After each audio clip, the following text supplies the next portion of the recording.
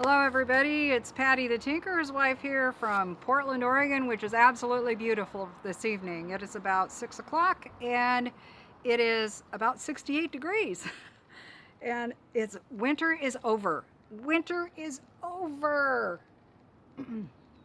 Prior to this last 2 weeks, or last 10 days, we had like in the low 40s and it would be in the 30s at night, and it's finally done. Yay! I'm so happy. Thank you for joining me tonight. Oops, I got the stuff coming through the trees there. Thank you for joining me tonight for spending time with me here. I want to welcome those of you who are new, and I want to thank you, recent subscribers. You have really encouraged me by coming on board and bringing your support with you. I hope that you find this a place that you want to continue to hang out. This is a community that I want to build. I don't want to just sit here and talk to myself. I want to be engaged with you all, and that would be, your comments and emails. Yes, please email me any plant questions, prayer requests, that kind of thing. You know, email me pictures of your garden. I can take those and I can post them on my Instagram. If you are so inclined, I would love to see those pictures. I would love to hear your stories too. That is wonderful. And I will be starting to do lives. I know I keep saying this every time, every week, but I'm getting closer. So anyway, thank you so much for being here. I really appreciate everybody. And I'm like 25 or less from 1,000. So that means that probably within 2 weeks and maybe less, I'll be at that 1,000 mark. And yeah, I'm going to have to do a live, I think. I'm going to have to do a live, and I will have a contest, but it's not going to be hinged on the live stream like a lot of people do. I will be allowing people to make comments on a video. That's how I'm going to do it, in a separate video, but there will be a celebration in a live stream. That's what I want to do. So that's pretty much what I've got planned. Now, so I hope your gardens are growing well. I know that some of you in the far north, some of you in Minnesota and places like that, it's still pretty chilly. And around here, I can't plant my tomatoes, not for a while yet. As a matter of fact, I'm not even supposed to plant bean seeds until the 15th of May, though I confess I did go ahead and sow some of the noodle bean seeds the other day. I just had this gut feeling that I was supposed to plant them. And that's weird for me because I'm a by the book kind of girl normally. That was out of character, but I went ahead and did it anyway, so we'll see what happens. I have peas in the ground. I did do some purple potted beans, the ones I did last year. I think I got some of those in the ground too. Again, felt like I was supposed to. And I've got in this bed here, I have onions, and this is mustard spinach. It has a spinach-like leaf, a milder flavor, very good in salads. I've even used it on sandwiches. You can use it in soups. It is a very tender leaf, so it kind of disappears, but it does add flavor, so that's a good thing. And I have, trying to remember, this is a Mitsuna that I've got here. And these are kind of thick in here, but I'll take some of those and I will transplant those. That's what I plan on doing there. That's just more or less my seed bed. I planted cilantro here, but so far I have something that I don't even think is cilantro coming up. Look at this. This cracks me up. Those are tomato seeds. I've got like more tomato seedlings than I can count coming up in these beds from the compost, because I did like cold composting. Basically, it's like a worm compost bin. These are the seeds that I sowed. These are the plants. One of these will be going to a winner, and one of the rosemary. Oh, My friend Renee Winchester is offering up one of her books to one of my lucky subscribers. Yeah. In order to win, you need to be subscribed, and you'll have to make a comment on one of my videos. When I get to 1,000, I'll produce a video that is strictly for the contest. That way I can take everybody's name and just pick it from there. So, and I can verify that you're subscribers that way, that kind of thing. I really wanted to make it as fair as I could, because I know that not everybody's internet is the same and all of that, and I felt like this was a really good way to do it. I don't know if I can get my cat to pick it. Probably not. Well, it's actually the neighbor's cat. Probably not, but we'll figure out a way. Anyhow, oh, while I got you here, I wanted to talk about this too. Now, I live above the 45th parallel. I mentioned this last year, but I live above the 45th parallel. I'm going to readjust this a second. There we go. And what happens up here is that plants, instead of growing straight up this, because that's south that way, and the sun goes across the sky right about there right now.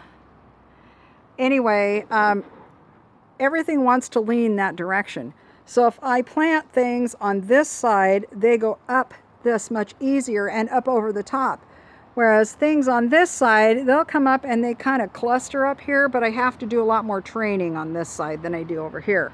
Now, if these were like this way in the bed, they'd be leaning like this. I kid you not. I have had 45-degree vines more years than I can count, and I finally decided I was going to quit fighting it. So I just wanted to share that with you. If you're above the 45th parallel, you might want to plan your trellises so that things will go up and over easier, and so that you won't be fighting them so much. The kohlrabi that I've got here, this is the purple one. I'm going to do a recipe with this when these get ready. And I've been having, do I have a, no, I thought I might have a little worm on there. I had a cabbage looper butterfly out here, was over here on this purple tree collard. This one was 5 feet tall, but I cut it down. There it is. You can see where I cut it down. That's how big it got. That's pretty good size. It's over 1 inch in diameter. These are all the plants I have that either are going, most of them are probably going to be going with me. I think, well, except for not all the striped ones there.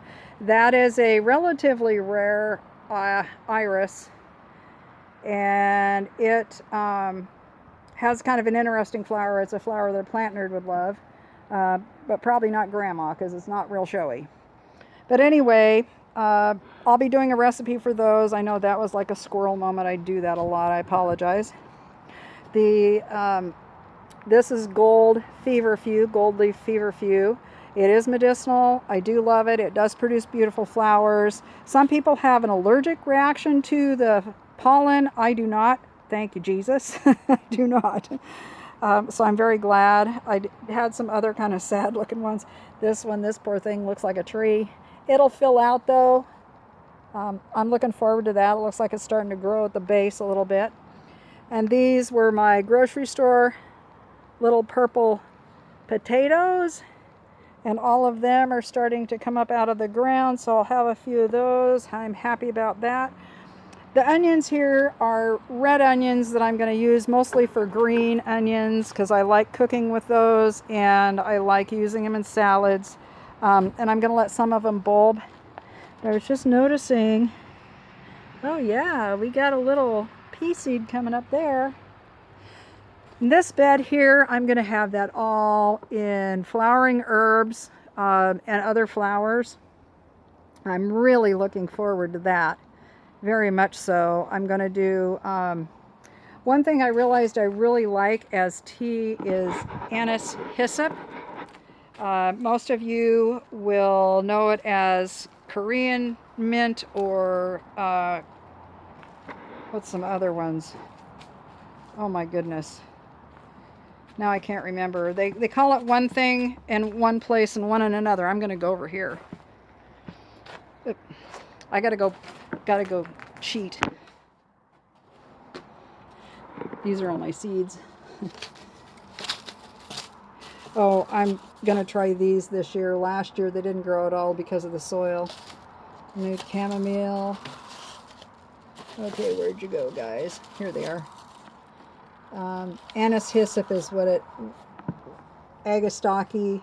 Anise hyssop is the other name. Agastocky funiculum is usually what it is, but there's a gold one that I tried last year. Gold leafed one that's very pretty, and I used it in teas, and it just blew my mind. I'd never used it as a tea herb before. I have lemongrass here and a bunch of other stuff I still have to try. My Kalima beans and the red swan bush bean. I'm going to try those this year. I'm very excited about this gray poppy though. This is one I got to get that in the ground. I'm going to do beets for greens. And what's something else here? Borage. Everybody, you got to try borage if you've never had it.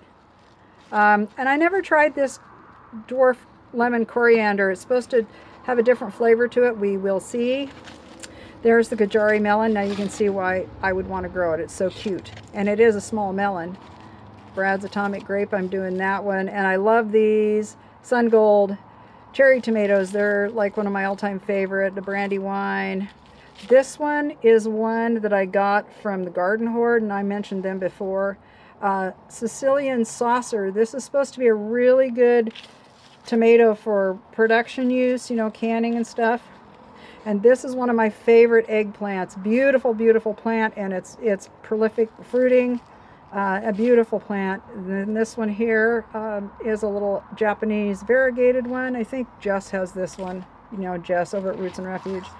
This nasturtium, I fell in love with this when I saw this plant last year. So of course I have to grow that. The Ron Denise, I love this squash. You guys got to try this. I'm just saying. And if you grow it, be sure that you prune the main stem, let it grow out a ways, and then prune it, and you'll get side branches and you'll get more fruit, because I didn't have as much fruit last year because I forgot to prune it. That's bad. And this is Golden Gleam nasturtium. Beautiful darker leaves and that lovely gold. It's really, really pretty. Oh, variegated land cress. This will be interesting. I'll do a thing on this when it comes up. And then the holy basil. That makes a great tea. Za'atar oregano. This is better fresh than dried. It doesn't have as much flavor dried, so that's when you want to use fresh. And then the amaranth. I don't think I sowed any of that. I have to probably do that, and I did some parsley. Oh, here's the golden Agastocky. They call it just hyssop, Korean hyssop. But it is Agastocky funiculum, and this one's Aria. Very beautiful. It is really, really a pretty plant. So anyway, yeah, that's what I'm doing here. I almost was gonna not let my crimson clover bloom, and realized I'd gotten ahead of God on that one. I'm just gonna say that like it is. I started after I spoke those words to my friend yesterday who Marcoed me. I just felt the heaviness of anxiety come upon me, and I knew that I needed to back off on that one. And actually it brought me to the point of tears. It was one of those things, you know, and I think it's probably in part the season that we're going through, and everybody's, you know, a little on edge. And the reason I had mentioned that I was gonna just go ahead and till them in and not let them bloom and go ahead and plant tomatoes there, which I really wasn't planning on doing before I talked to her, was I got to thinking and, you know, toying with the idea that, well, you know, I could be here all summer. So, you know, I might as well use that bed for something. Well, I can use that bed for something else. I don't have to use it for tomatoes. I don't even have to plant anything in that bed. Just because it's there doesn't mean I have to use it. I don't have to be compulsive about it. I don't have to go there where I usually go. I could use it to put my stock of plants up there so I can water them easier. That would be something I could do. But anyway, aside from that, it brought me to a place where I was just I was hurting. And I knew that I was in that place of anxiety I couldn't get out of, and I couldn't figure out why. So I was asking God, why? What had I done? What stupid mistake had I done this time? And I didn't say it like that, but that's how I'm saying it now, because it was a stupid mistake. Um, God wants us to be reliant on Him. He doesn't want us to be self-reliant. And that doesn't mean He isn't going to help us when we're trying to provide for our families. Please understand that.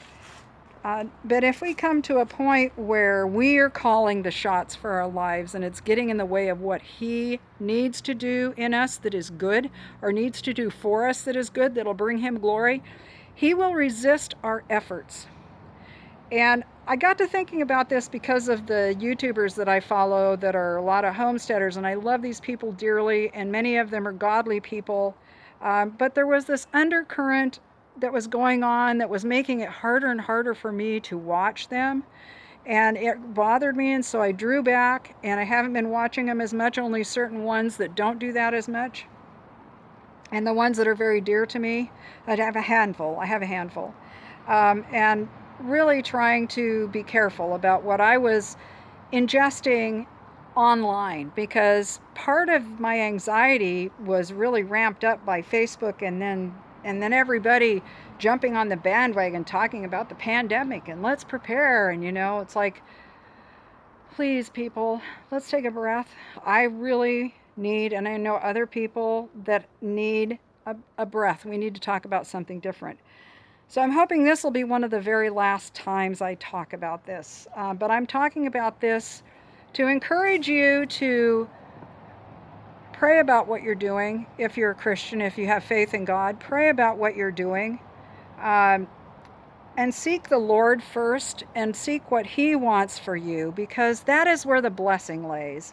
That is truly where the blessing lays. Since I woke up this morning and I heard that little voice in my head, or in my spirit as I would prefer to say, what were you thinking going to plant tomatoes there? I didn't tell you to do that. You're getting ahead of me, kind of thing. I just knew that I blew it. There's a song I've been singing all week, and it is, He will hold me fast. He will hold me fast. He will hold me fast. Anyway, go check it out. Shane and Shane does it. It's a beautiful song, and I think it will encourage you if you are feeling at all insecure about these times. Just know that God is for us and that He's at work.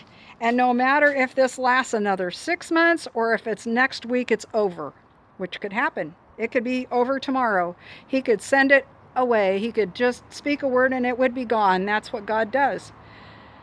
But I believe that He's working things in us and wanting us to seek His face, and wanting us to come to grips with our mortality in ways that we haven't, because in our country we have lived so comfortably for so long. We are like spoiled children.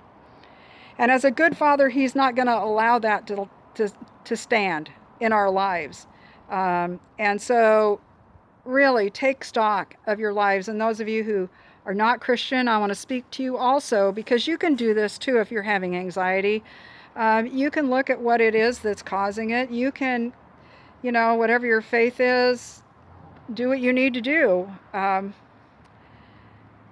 We don't know the number of our days. We don't know if what we're going to do is going to work or not. And I know a lot of people say, well, just have a good time. But sometimes in times like this, it's really hard to have a good time.